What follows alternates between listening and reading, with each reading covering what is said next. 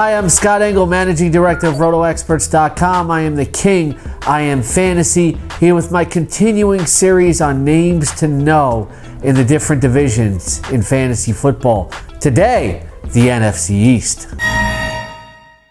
Do you remember Laurent Robinson a few seasons ago when he was scoring a lot of touchdowns as a number 3 wide receiver for the Dallas Cowboys?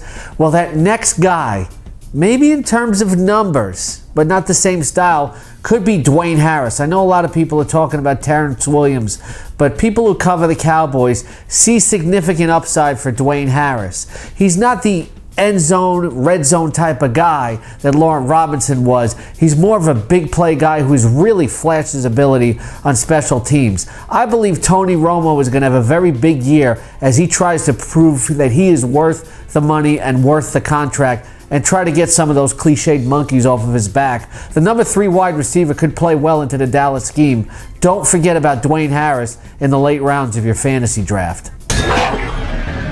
There are just certain facts in life.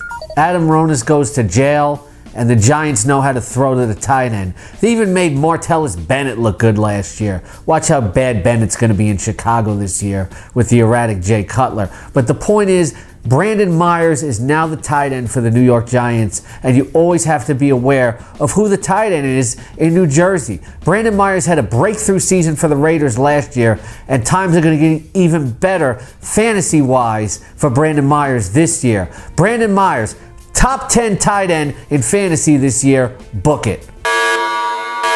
It's only July and already there are rumors that Michael Vick might not nail down the starting job for the Philadelphia Eagles.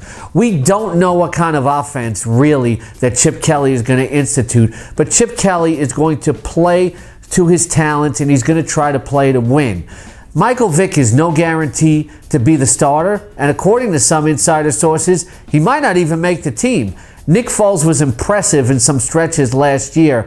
He's a big target, he's accurate, he makes good decisions, and he could be the future of the Philadelphia Eagles and a good fantasy backup in 2013. We know 2 things for sure. Pat Mayo's entertaining, and DeMarco Murray's made of glass. You know DeMarco Murray's not going to stay healthy. Sure, he says with his hamstring he's going to be ready for training camp, but that doesn't mean he's going to be ready for the regular season, probably in week 4 or 5. You know DeMarco Murray's going to get injured. It's a fact of fantasy life that some guys are more injury prone than others, and you know DeMarco Murray is going to go down. The Cowboys don't want to bother with Lance Dunbar, so that's why they drafted Joseph Randle. And even if you don't draft DeMarco Murray, remember this name in the late rounds. Robert Griffin III is looking like he might be available for a good chunk of the regular season. But Pierre Garçon, well, I just don't know if you can trust him with that foot or any of the other Washington wide receivers. People are forgetting about Fred Davis, but I don't think you can. He's going to have to be a reliable target for Robert Griffin III if he can stay healthy. And if some point the Redskins have to turn to Kirk Cousins, Cousins is a young quarterback, and very often young quarterbacks rely on their tight ends. Don't forget the name Fred Davis this year. He's not done. The RotoExperts Exclusive Edge Fantasy Football Package for 2013 is here.